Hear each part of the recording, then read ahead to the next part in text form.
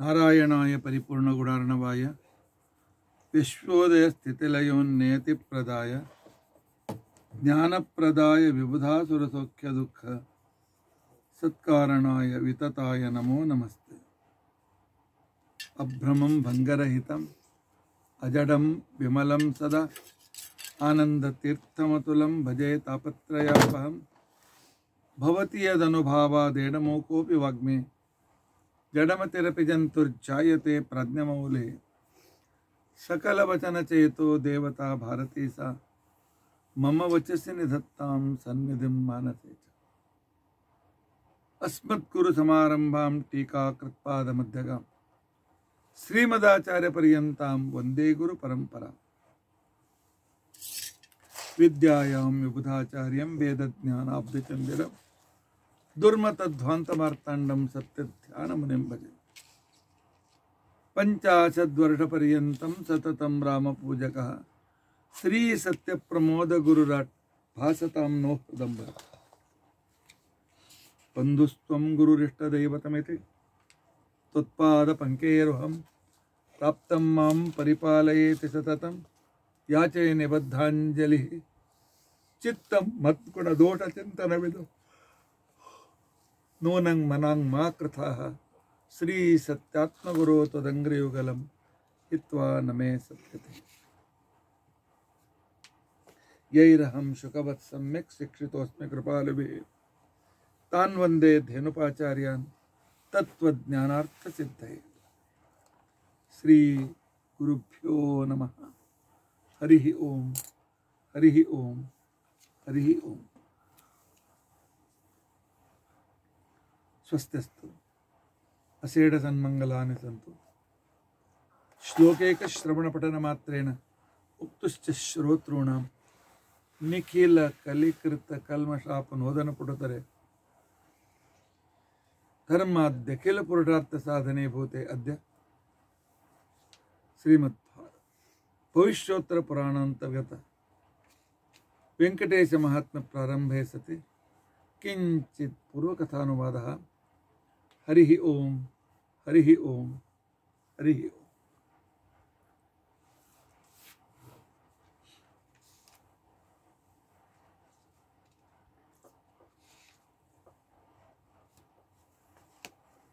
हरिः ओम। ब्रह्मरुद्रादिवन्द्यं त्वां भजे वेङ्कटनायकं निवारयस्व अनिष्टानि साधयेष्टानि माधव।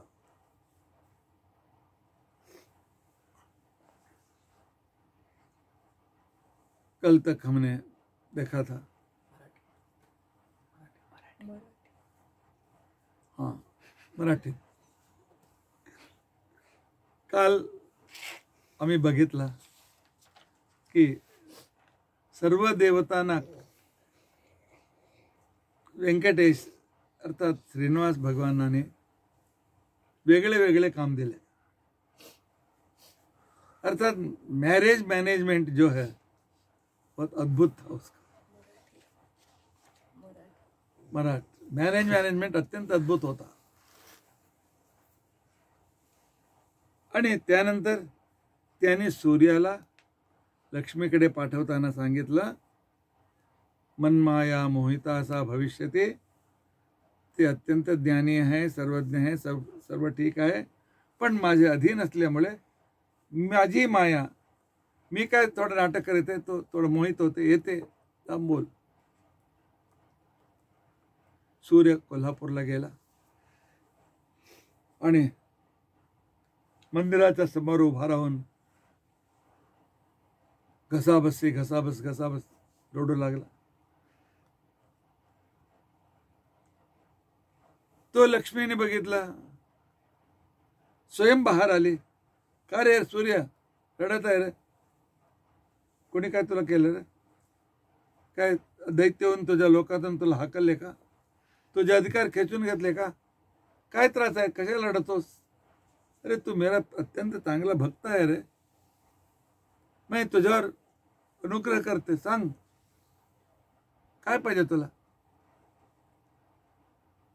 लक्ष्मी ते काही नाही, तुमच्यावर फार मोठा भार पडलेला, माझ्यावरती मोठा भार. हा, मी श्रीनिवासाकडून येत आहे. तुम्ही वैकुंठ सोडून आल्यानंतर तो तिरुमलाला व्यंकटाचलाला येऊन बसला होता, पण चांगलं जेवण नाही, काय नाही, काय झालं माहित नाही, अत्यवस्थ झालेला. त्याचे ऊर्ध्वश्वास सुरू झालेले आहेत. लवकर आपण आले त्याचं तोंड तरी बघायला भेटेल म्हणून तुम्हाला बोलवायला मी आलेले आहे. ह्याच्या पुढे तुम्ही काय निर्णय करा. एक क्षण भगवंताची मायेने, महालक्ष्मीने सुद्धा घाबरली. चल चल चल येतो.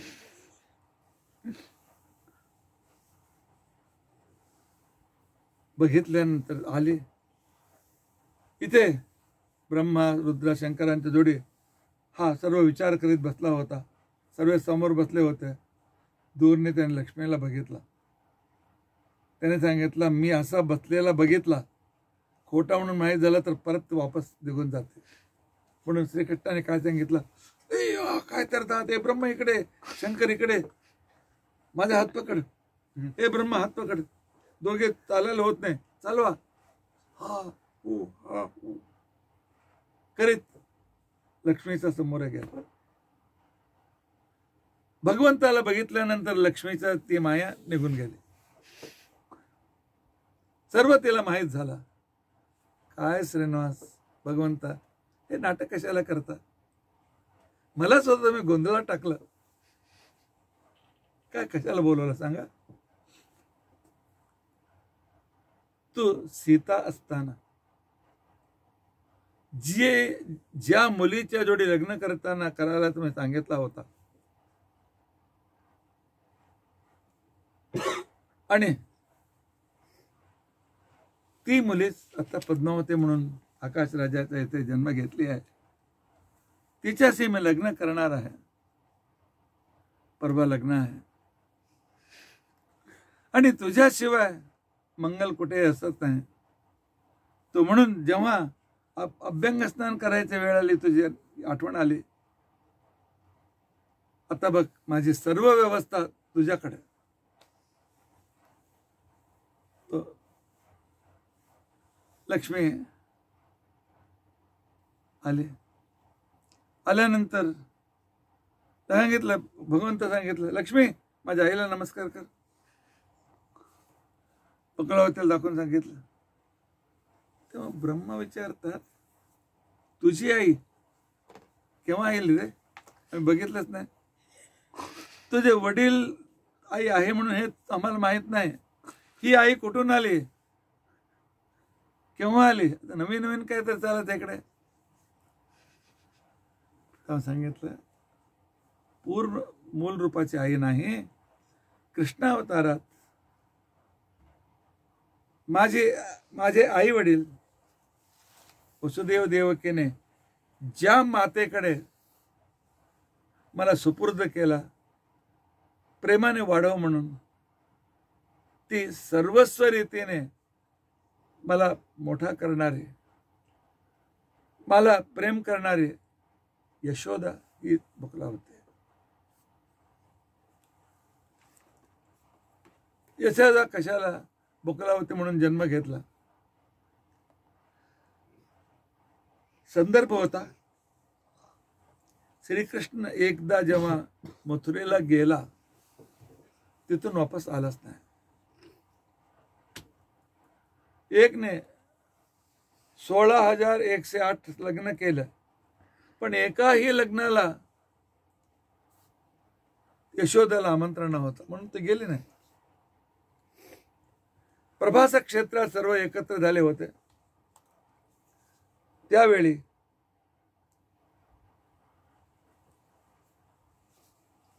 कृष्णाला भेटायला आले होते. त्यावेळी वृंदावनची सुद्धा व्यक्ती तिकडे आले होते. नंद यशोदा आले होते. तर नंद यशोदांना त्याने एकांतात भेट दिली. अम्मा क्षमा करा, हा राजकीय इतका जटिल आहे. एकदा मी कंसाला मारला त्या दिवसापासून इतका गुंतागुंतीचं राजकीय कारण चालू आहे, 1 मिनिटचा वेळ मला भेटत नाही. म्हणून आलो नाही, क्षमा करा. आता तुम्हाला भेट दिले, आनंद झाला मला. तो असा सांगितल्यानंतर यशोदा सांगते, कृष्ण ठीक आहे, हे सर्व प्रेम दाखवता ठीक आहे, लेकिन मी तुझी आई आहे, खरी आई नाही, तुला पाळणारी आई. आता मला कळून चुकलंय. काही असो, 16,108 लग्न केलास, एका लग्नाला तरी बोलवायचं होता. एका लग्नाला आमंत्रण दिलं नाही, कसं काय? माझ्याकडे तिरस्कार आहे का? मला ही चिंता अत्यंत पीडित करत आहे. श्रीनिवास सांगतो, आई काय सांगू, 16,108 व्यक्ती हे सर्व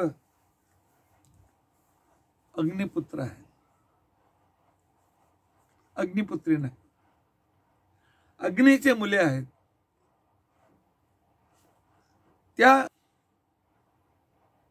अग्निपुत्राने ब्रह्मदेवाचा उद्देशून अत्यंत कठोर तपस्या त्याने केली, अत्यंत कठोर तपस्या केली.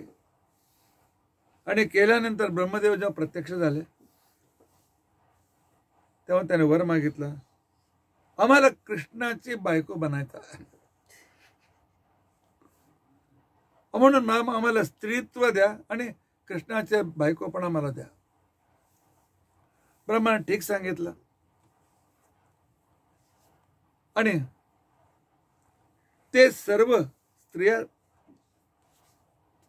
इथे तिकडे त्याने जन्म घेतला. त्या सर्वांना एकत्र नरकासुरने आपला कारागृहात केला होता. त्यांना मोचन करून श्रीकृष्ण त्यांच्याशी लग्न केलं. म्हणून लग्नाचा परतो श्रीकृष्ण मुलींचा मागे आहे. किती लग्न केलं तरी तृप्ती होत नाही, हे सर्व खोटं आहे. त्यांच्यावर अनुग्रह करण्यासाठी त्यांच्याशी लग्न केलं की आम्हाला पाहिजे म्हणून त्यांनी लग्न नाही केलं.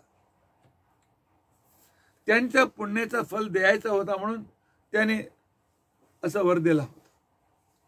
हे आम्हाला समजून घेणं अत्यंत आवश्यक आहे. आईला म्हणतो, आई सर्व लग्न गडबडीत झालं, कोणताही लग्नाला पत्रिका छापली राहिली नाही, सर्वांना बोलवण्याचा संदर्भ सुद्धा आला नाही. रुक्मिणीचा दुसऱ्यांचे लग्न करण्याचा त्यांच्या भाऊचा विचार होता, तिला पळवून आणावं लागलं. आणि सत्यभामा त्याचे अपवाद दिला होता, अपवाद दूर केला म्हणून तो पुत्रीला दान करून लग्न करून जावं म्हणून पाठवून दिलं. आणि काळिंदी नदी तीरावर त्याच्याजवळ लग्न झालं. हे सर्व शॉर्टकट लग्न झालेले आहेत. पहिल्यांदा मुलीला बघणं, त्यानंतर साखरपुडा करणं, त्यानंतर हळदी करणं, ते करणं, हे करणं, हे काही झालेलं नाही. एक काम कर, कलियुग द्वापर संधीत मी पद्मावतीच्या लग्न करतो, त्यावेळी तू ये. तो मुलीला बघण्यापासून साखरपुड्यापासून संपूर्ण लग्नाचे व्यवस्था तूच बघ, तुला अवकाश देतो म्हणून सांगितल्यानंतर तीच यशोदा आहे रे म्हणून देवतांना परिचय करून दिला. आता आली होती लक्ष्मीदेवीने तेल लावायला सुरू केलं. तेल लावताना आशीर्वाद करायचा, दीर्घायुष्य भव इत्यादी. तो तिने काय केलं, दीर्घायुर्भव गोविंद. हे गोविंद श्रीनिवास दीर्घायु. आणि बकुलावतीकडे तोंड करून सांगितलं, बहुपुत्रो धनाधिपहा, तुला अनेक पुत्र व्हावेत, संपत्तीवान हो. पकलाव तिकडे का बघितला लक्ष्मीने? कारण काय होतं ते तिने सांगितलं होतं ना धरणी देवीला, 25 वर्ष झाला अजून लग्न कशाला झाला? म्हणजे पहिला लग्न झाला आहे, लक्ष्मी त्याला मुले नाहीत म्हणून हा दुसरं लग्न करीत आहे म्हणून. आता हे दुसरीपासून बहुत तुम्हाला मुले होऊ द्या, ते तमाशा करीत होते. आणि त्यावेळी अभ्यंग स्नान झाला, अनेक देवता त्याच्या सेवाला उभा होते. नंतर हे सर्व झाल्यानंतर साधारणतः 9 वाजता पुण्यावाचन सुरू झालं. पुण्यावाचन झालं, मातृका पूजन झालं, नंदी समाराधन झालं. त्यानंतर वसिष्ठ सांगतात कुलदेव पूजा. हे कुलदेवी, तुझ्या कुलदेवी कोण आहे? तुझं कुलदैवत कोण आहे? तू सर्वांच्या देवता आहे. आता कोणाची पूजा करू मला तर माहित होत नाही, तूच सांग. तेव्हा शंकर सांगतो बघ, कष्टकालात जी व्यक्ती आम्हाला सहायता करते तोच आमचा देव, तोच देव आमच्या कुलदेवत. इथून थोडा अर्धा मैलावर एक शमी वृक्ष आहे, मराठीत शमीच म्हणतात ना, शमी वृक्ष आहे. तो शमी वृक्ष माझ्या कुलदेवत. तो तिकडे थांबले. ब्रह्मा शंकर संशयात पडले. शंकर विचारतो, हे तुझे कुलदेवत कैसे आणि हे वृक्ष तुझे कुलदेवत कैसे? अरे तुला माहित नाही रे, सांगतो. जेव्हा जनक राजा जनकपुरीला विश्वामित्र आम्हाला घेऊन गेले, ते आपले स्नान आणि करता असताना तो मी लक्ष्मणाला सांगितलं, लक्ष्मण चल या नगरामध्ये हम थोडं फिरून येऊ. फिरून आल्यानंतर एका उद्यानाचा भारामे उभा होतो. तिथे अनेक घोडसवार पुढे आले. बाजूला व्हा, बाजूला व्हा, राजकुमारी येत आहे, बाजूला व्हा. मला सुद्धा राजकुमारीला बघायची उत्सुकता होती. तिथेच बाजूला एक शमीचा वृक्ष होता. त्या शमीचा खाली मी उभा होता. जेव्हा सीता आली, मी तिच्याकडे बघत होता. तिने सुद्धा माझ्याकडे बघून स्मिता हास्य केले आणि निघून गेले.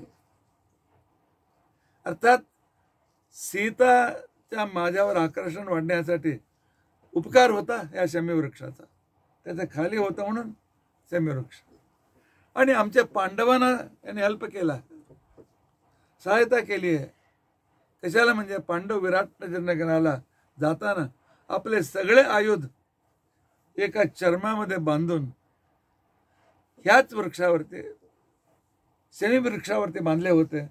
म्हणून मला सहायता करणारी, अर्जुनाच्या धनुर्धारी, रामच्या प्रियदर्शिनी, रामावतार मला प्रियदर्शिनी असे शमी माझे कुलदेवत. ठीक आहे, कोणी जाऊ गेले आणि त्या झाडाचं एक फांदी तोडून आणले. आणि त्यानंतर श्रीनिवास, काय वैशिष्ट, वारंवार ते हे विचारू नका, माझ्याकडे जे आहे त्याच्यात लग्न करून टाका. तुम्ही पुरोहित ते आणा, हे आणा, ते करा, हे ते पाहिजे, हे पाहिजे. अरे मी एकटा इकडे आहे, अजून घर बसलेलं नाही, सर्व कुठून आणू? तुम्हीच ऍडजस्ट करा. त्यानंतर वशिष्ठ सांगतात, कृष्ण ठीक आहे, पण कुलदेवता कुठे स्थापना करायचा? आता तुझा तर हा तो जो वेरूळचा खालचा तो पोकळ भाग आहे, तिकडे कोणी जातो त्या उचलू शकतो. कुलदेवता सुरक्षित जागेत ठेवल्या पाहिजे. म्हणून सुरक्षित जागा सांग, कुठे ठेवू? तेव्हा श्रीनिवासाला आठवण आला, इतकं सर्व झालं, मी वराहदेवानाच आमंत्रण दिला नाही. ज्या वराहदेवाने मला जागा दिली ज्या वराहदेवाने बुकलावतीला पाठवून माझी योगक्षेम घेतला, इतकं सर्व देवता आलेले आहेत, करोडो देवता, पण या बाजूला वराहालाच आमंत्रण दिला नाही. म्हणून तेव्हा डोक्यात विचार आला. त्यावेळी त्याने सांगितलं, पहिल्यांदा कुलदेवता इथेच राहू द्या, मी एका व्यक्तीला नमस्कार करून येतो, नंतर आम्ही जाऊ.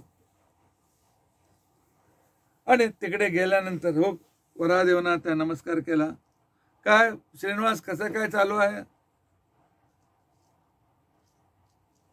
काही नाही, आकाशराजा स्वतःच्या मुलीला मला देतो म्हणून सांगितलेलं आहे. तिच्याशी मला लग्न व्हायचं आहे दशमीच्या दिवशी.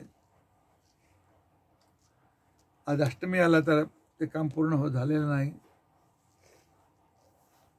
तो म्हणून आम्ही मंदिराची स्थापना करून उद्या मंदिर स्थापनाच्या संदर्भात हे सगळे बिझी आहे. तुम्हाला मी सांगायला नाही आला होता, माझ्या लग्नाला आपण या, अवश्य या, सकुटुंब सपरिवार, बायकोला सुद्धा घेऊन या. तो सांगितल्यानंतर वराहता मनात आला, हा मला मुद्दाम विसरला होता, आता कुलदेवता ठेवायचे म्हणून तो माझ्याकडे आले आहे. आणि हे तुझ्यासोबत स्वभाव त्याला माहीत झाला. त्याने सांगितलं, काय करायचं रे, त्याच वेळी आमच्या शेतात हे धान कापायचा वेळ आहे, मी बिझी आहे. हा माझी प्रतिनिधी तुला दिली आहे ना बुकलावती, तीच येते आमच्या प्रतिनिधी म्हणून, आमच्या प्रतिनिधी समज आणि तिला घेऊन जा. नंतर श्रीनिवास सांगतो, पण एक काम आहे. काय सांग, काय पाहिजे? कुलदेवता स्थापन करायचं आहे. मला सर्व माहीत आहे, आत्ता कुलदेवता म्हणून तुला आठवण आले, स्थापना कर. ठीक आहे, त्या व्यवस्थित तुझं लग्न होऊ दे. कुलदेवता स्थापन झाला. स्थापन झाल्यानंतर अनंतर हे सर्व होत असताना दुपारचे 11 वाजले होते.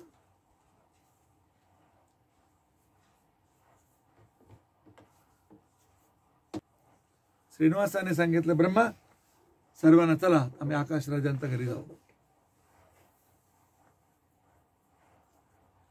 ब्रह्मा सांगतात, काल संध्याकाळी आम्ही सर्व आले आणि 33 कोटी देवता येतेपर्यंत रात्र झाला. सकाळपासून त्यांना नाश्ता नाही दिला आणि पुण्यावचन केला. कुलदेवता स्थापन केल्यानंतर जेवण झाले पाहिजे, ब्रह्मभोजन झाले पाहिजे. तो केल्याशिवाय मी कसा जायचा? पहिल्यांदा जेवणाची व्यवस्था मी करू. तुम्ही सर्वांना पोर्टफोलिओ दिले आहे तुम्ही. त्यावेळी ब्रह्मा सांगतात, श्रीनिवास सांगतो, काय ब्रह्मा तुम्हाला माहित नाही का, तो वैकुंठात येतो ना, मी एक पैसा भी आणला नाही, मी अनाथ आहे आणि इतक्या लोकांना कसे जेवण घालू? करोडो रुपये पाहिजे. 33 कोटी देवता म्हणजे एकाला 1 रुपये तरी त्याला 33 कोटी रुपये झाले. कुठून आणू? मला कोण देणार? त्यावेळी नातू शंकर म्हणतात, ते सांगतात, आजोबा घर बांधून बघ, लग्न करून बघ म्हणून म्हण आहे, तो त्याला खर्च करावाच लागतो. आता तुम्ही पसलाच काहीतरी करा, लोन द्या, ऋण घ्या, ऋण घेऊन खर्च करा. हे सांगितल्यानंतर तो श्रीनिवास सांगतो, ए शंकर, काय बोलतोस रे? अरे ऋण घेतला तर फेडणार कसं? फेडण्याची शक्ती असेल तर ऋण घेतला पाहिजे, फेडणार कसं? आणि मला पैसे कोण देणार? पैसे लोन देताना किंवा ऋण देताना तो विचारता, तुमची प्रॉपर्टी किती आहे, तुमच्याकडे शेत आहे का, गाय आहे का, घर आहे का? अरे माझ्याकडे काही नाही, मला उसना ऋण कोण देणार? ते आम्हाला माहित नाही. तो काय तर कर, लोन कर, सगळं जेवण काढूनच आम्ही निघून येतो. उपवासे नोपवासेन गंतव्यम. घरी पुण्यावाचन गणपती पूजन त्या झालं तर ब्राह्मण भोजन अवश्य करावायचं असतं, त्याच्याशिवाय चालत नाही. म्हणून तो सर्वांना जेवण घालायचं, काही व्यवस्था कर. त्यांनी सांगितलं, ए कुबेर इकडे, ब्रह्मा चल, शंकर माझ्या जोडी चाल. त्या सर्वांना श्रीनिवास घेऊन स्वामी पुष्करणीचा रोडतून समोरचा जो भाग आहे त्या भागाचा गेटच्या बाजूला खाली उतरला तर एक मोठा अश्वत्थ वृक्ष आहे. बघितलं, आठवण आहे, अंगुळ तिकडूनच यावं लागतं खाली. अश्वत्थ वृक्ष आहे. तिथे कुबेर, ब्रह्म, शंकर सर्व आले. परमात्मा सुद्धा आले, श्रीनिवास सुद्धा आले. श्रीनिवासाने सांगितलं, बघ मला इतका लोकांना जेवण घालण्यासाठी तो कमीत कमी करोडो रुपये पाहिजे. म्हणून तू एक काम कर कुबेर, मला पैसे उसणार आहे. करोडो रुपयांचं काम आहे ते, होण्याशिवाय लग्न होऊ शकत नाही. म्हणून तू मला हे सर्व इकडे करायचं अनुकूलता करून दे. तो कुबेर सांगतात, परमात्मा मागण्याची काय जरूरत आहे? माझी संपत्ती सर्व तुझीच संपत्ती आहे. सर्व पैसे आपल्याकडे, मागण्याची जरूरत नाही. तुम्ही किती मागाल सर्व देतो. आकाश पाहिजे तर आकाश राज्याला आम्ही खरेदी करून घेऊ. पण फक्त सांग, भगवंत सर्व तुझीच संपत्ती आहे, तुला मी समर्पित. तुभ्यमेव तव वस्तू देवंत तुभ्यमेव समर्पय. त्यानंतर श्रीनिवास सांगतो, कुबेर हे सर्व मी देवता आहे, तू देवता आहे, विसर. तू मनीचा व्यवहार करणारा व्यक्ती आहे आणि त्या ऋणावरती व्याज घेऊन पैसे देणार आहे आणि तुझ्याकडे पैसे असतातच. आणि तो देव म्हणून सांगू नको. कलियुगात मनुष्य रूपाने मी तिकडे खाली आले आहोत. मनुष्य लोकांमध्ये कसा व्यवहार असतो त्या व्यवहाराच्या दृष्टीने तू मला ऋण दे, मी तुला ऋण मी फेडतो. कुबेराने सांगितलं, कलियुगाप्रमाणे तुम्हाला लोन द्यायचं असेल तर मी तुम्हाला लोन देऊ शकत नाही. कशाला? म्हणजे तुमच्याकडे शेत नाही, तुमच्याकडे घर नाही, तुमच्या लॉकरमध्ये पैसे ठेवलेले नाहीत. काय काय आहे तो म्हणून तुम्हाला मी लोन देऊ? नाही तर 3 तरी साक्ष तरी पाहिजे. कमीत कमी 3 साक्ष असेल तर मी लोन देतो त्यांना. तो 3 लाख साक्ष कोणाला घेऊन जायचा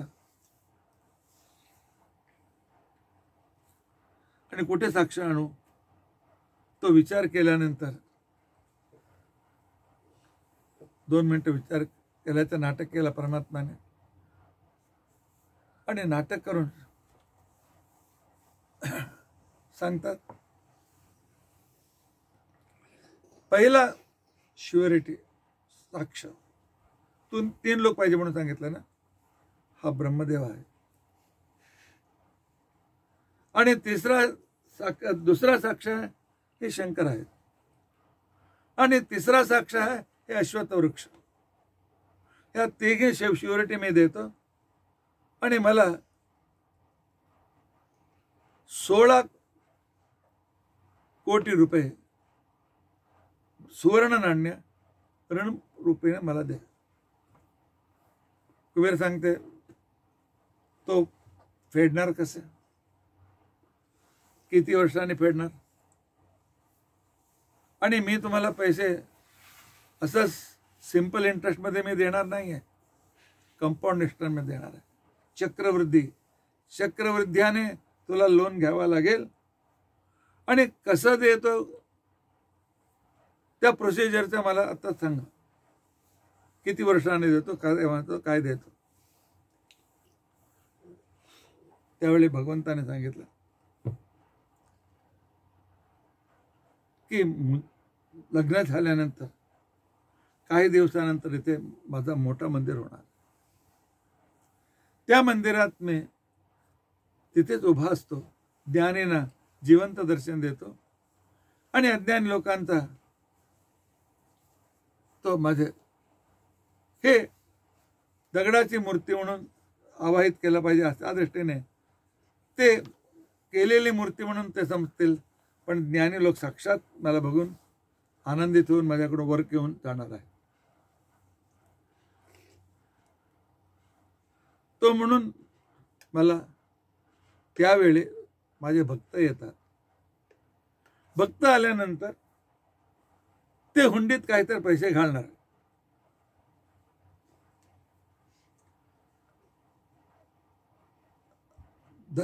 20-25 हजार वर्षीचा पूर्वीचा लोन आतापर्यंत तो कंपाऊंड इंटरेस्ट किती झाला असेल. पण घाबरू नको, एक कलियुग संपेपर्यंत तुझ्या ऋण मी फेडतो. म्हणून सर्वांना नियम आहे, पहिल्यांदा हुंडीत पैसे टाका, नंतर देवाचं दर्शन घ्या, नाहीतर क्षेत्र तीर्थयात्रेचं फल भेटत नाही. म्हणून त्याच्या हुंडी मोठी हुंडी ठेवली गेली आहे त्या तिरुपतीच्या मंदिरात. आणि त्यावेळी कुबेराला सांगितलं, मला मी किती सांगितलं चालू होते राम टंकवरह म्हणून, रामाचं चित्र असलेले सुवर्ण नाण्य हे भूमीत आणि देवलोकात चालत होता. म्हणून त्याने दिला 14 कोटी रुपये. निष्काणाम राममुद्राणाम, कोटी नाही, निष्काणाम राममुद्राणाम लक्षाणे च 14 14 लाख सुवर्ण नाण्य मला तू उसना म्हणून दे. ते उसना मी चक्रवृद्धीने तुला वापस करीन. आणि एक साक्षी चतुर्वक्त्र, पहिला श्युरिटी आहे ब्रह्मा, दुसरा श्युरिटी आहे शंकर, तिसरा श्युरिटी आहे अच्युत वृक्ष. हे सांगितल्यानंतर आणि श्रीनिवास सांगतो, कुबेर एक काम कर, मला जिंदगीत लोन घेऊन माहीत नाही आणि तुझा फॉर्म कसा भरायचा ते सुद्धा मला माहीत नाही. एक काम कर, फक्त तूच फॉर्म भर, तूच रेट घाल, फक्त मी सही करतो. भगवंत असे अनेक नाटक करीत असतात, आनंदित करत असतात भक्तांना. आणि वरपार्टीवाले किती कंजूस असतात ते सुद्धा दाखवतात.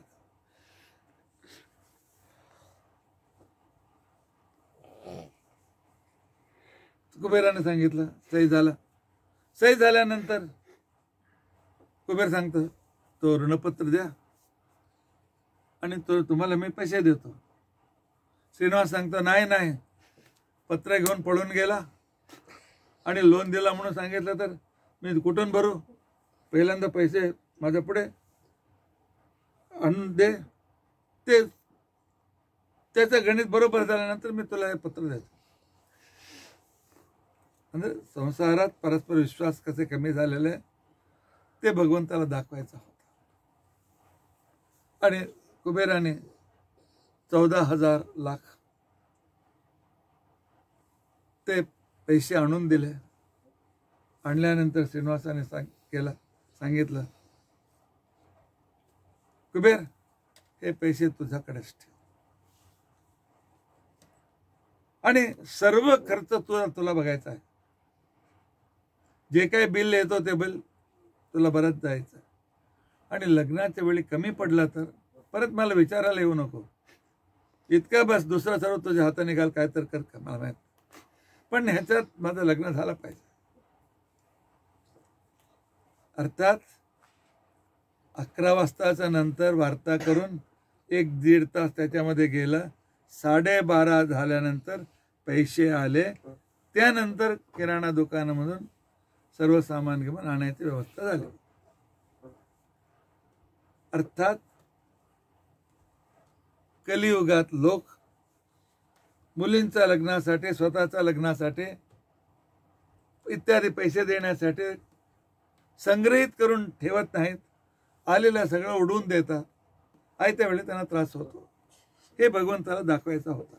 म्हणून लग्नासाठी पहिल्यांदा पासूनच तुम्ही त्याच्यासाठी पैशांची व्यवस्था करत राहा. इतका केल्यानंतर त्याने सांगितलं, बघा लिस्ट देतो.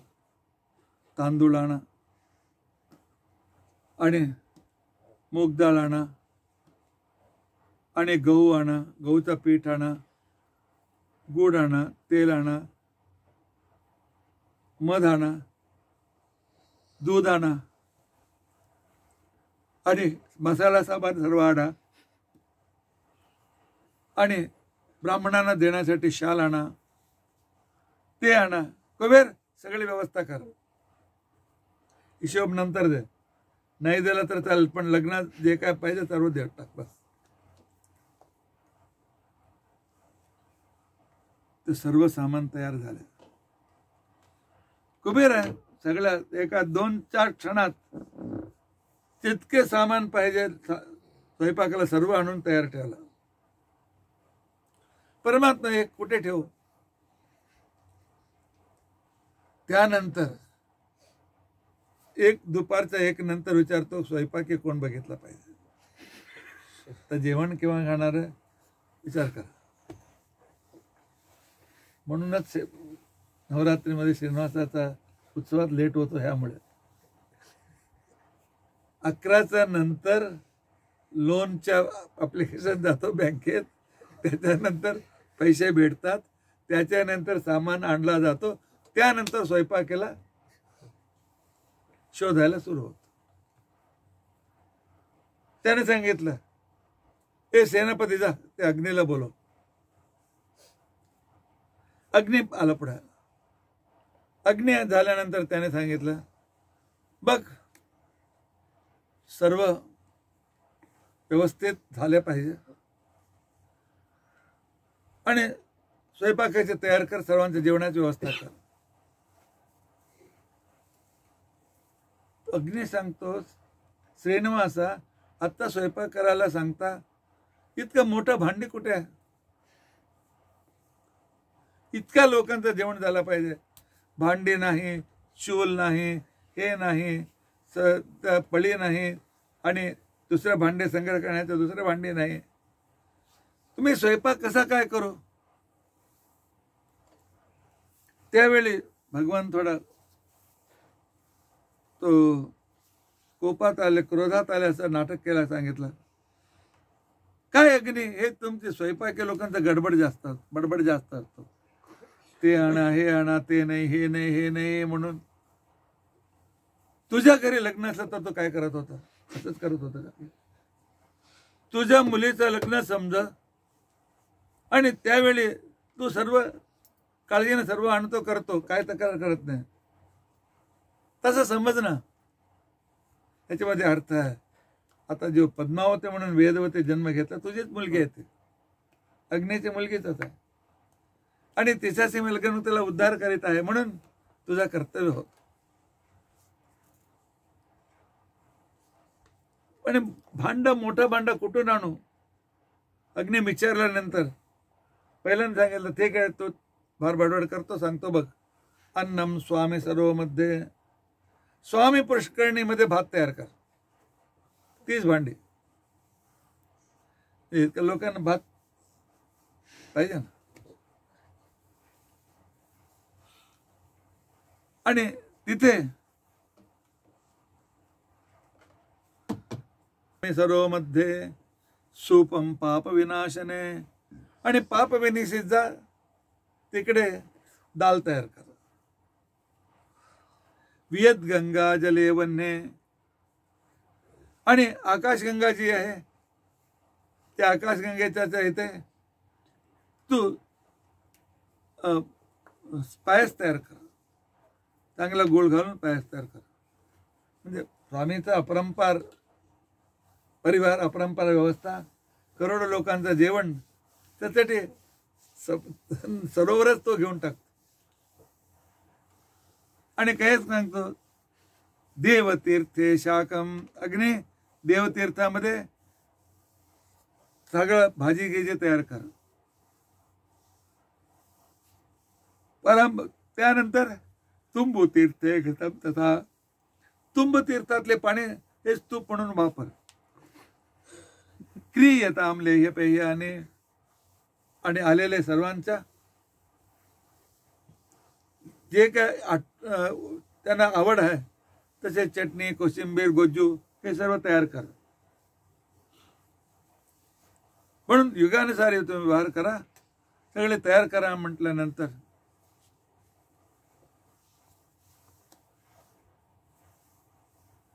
अग्नी हा म्हणून गेला.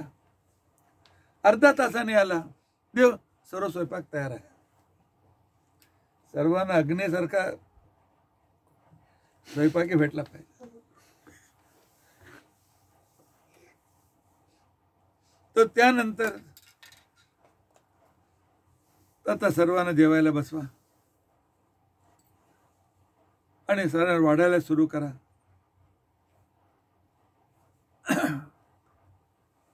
हे सर्व सांगितल्यानंतर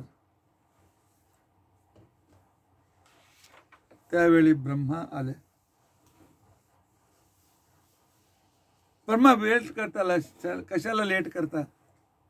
तयार झालेलं अन्न 2:30 वाजले होते, सर्व तयार झालेला, तो परोसण्याची व्यवस्था करा. ब्रह्मदेव आले. भगवान, एक प्रॉब्लेम आहे. काय प्रॉब्लेम?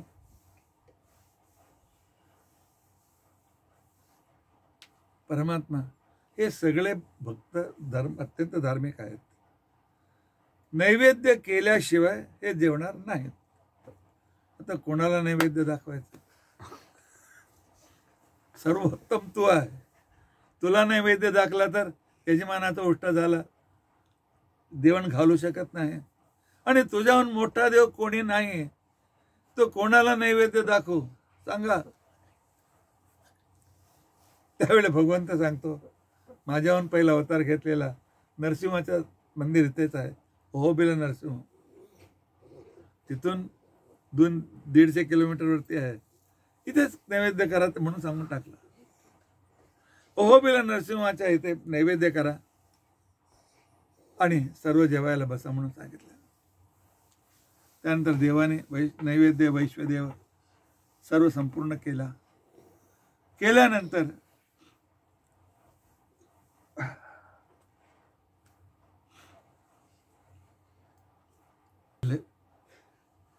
कुठपर्यंत पान गेलं होतं?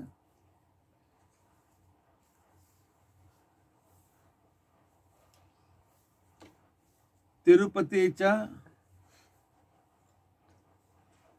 पर्वतावर पासून तिकडून 100 किलोमीटर वरती असलेले अहोबिल पर्यंत पान पडले होते.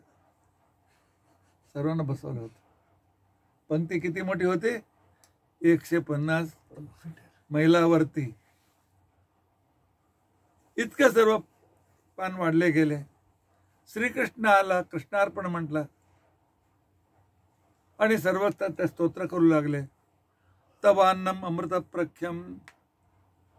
भगवान सांगतो बसा, काय माहित नाही, न्यून व्यक्रत दूर करा आणि जे वाढलेले त्याच्यामध्ये तृप्त व्हा. असं सांगितल्यानंतर ऋषी सांगतात, देव किती अद्भुत अनुग्रह आमच्यावरती केला. आज तुझ्या हातातून आम्ही हे जेवण करीत अमृतप्राय आहे. आता मला अमृत नको आहे, ह्याच्यामुळेच आम्ही मुक्ती प्राप्त करतो. तो सर्वांचे जेवण संपण्यात रात्री 10 वाजले. कशाला म्हणजे एक 200 ते 500 असेल तर 1-2 तास लागतो. तो म्हणून करोडो लोकांना जेवण कसं करायचं. आणि त्यानंतर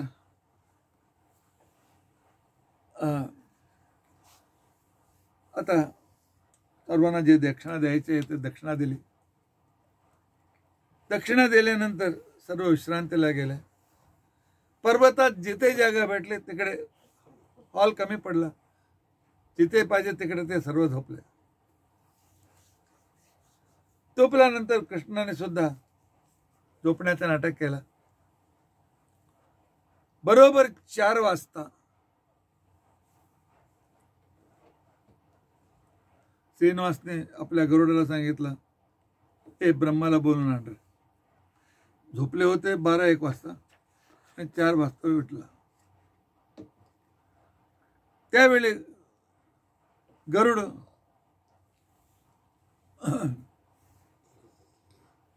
ब्रह्माकडे आला आणि श्रीनिवास बोलवत आहेत म्हणून ब्रह्म आले. काय करायचं, आज्ञा द्या. आज्ञा नाही, तयार हो, 5 मिनिटात आम्ही निघू आकाश राजाकडे करायचं घरी. देव इतका लवकर कशाला. ते सांगतात अजून 1.5 तास झाला. तो सकाळी उठल्यानंतर तुम्ही सांगणार चहाची व्यवस्था करा. इतक्या लोकांच्या चहाची व्यवस्था. चहा प्यायल्यानंतर थोडी वेळ झाली, परत फराळाची व्यवस्था. अरे फराळ झालाय, जेवणच निघू म्हणजे काल म्हणजे सर्व पैसे खर्च समाप्त झालाय, परत मला लोन घ्यावं लागतं. आत्ताच निघायचा.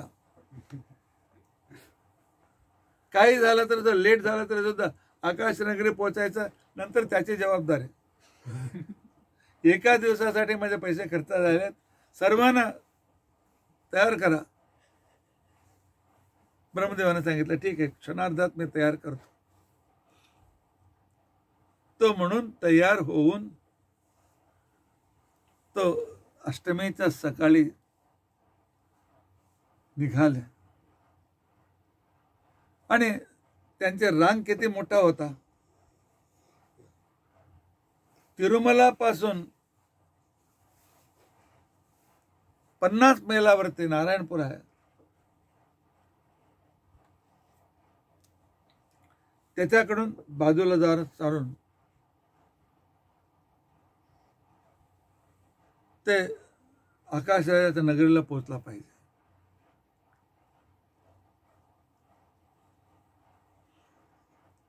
आणि पुढचा जो भाग होता तो आकाशनगराचा जवळ असलेले शुकाश्रम पर्यंत पहिला खेपा पोचला होता. लास्ट खेपा अजून पर्वतावरच होता. म्हणजे इतका मोठा रांग. आणि जेव्हा ते निघाले, मध्ये शुकाचार्यांचा आश्रम. शुकाचार्य बाहेर उभा राहून वाट बघत होते. आल्यानंतर त्याने सांगितलं माझे आतिथ्य स्वीकारूनच पुढे जा. तो शंकर सांगतो मी दिवाळा निघालो एका दिवस जेवण घालायला, आणि तुम्ही ऋषी मुनी कुठून लोन आणता इतक्या लोकांना जेवण घालायला. हे अशक्य विचार करू नकोस. त्याला मुलीचं लग्न करायचं, त्याला व्यवस्था करू द्या. अर्थात वरपार्टीवाले किती कंजूस असतात ते भगवान दाखवतात. अजून 1-2 जेवण नको, सर्व ते त्याला त्याच्यावर ढालू आम्ही. आणि शुकाश्रमात थांबले की नाही, जेवले की नाही, तसंच गेले का, हे सर्व प्रश्नांचं उत्तर आम्ही उद्याच्या दिवशी बघण्याचा प्रयत्न करू. अद्य कथा प्रसक्ती. श्रीकृष्णार्पणमस्तु. श्रीकृष्ण.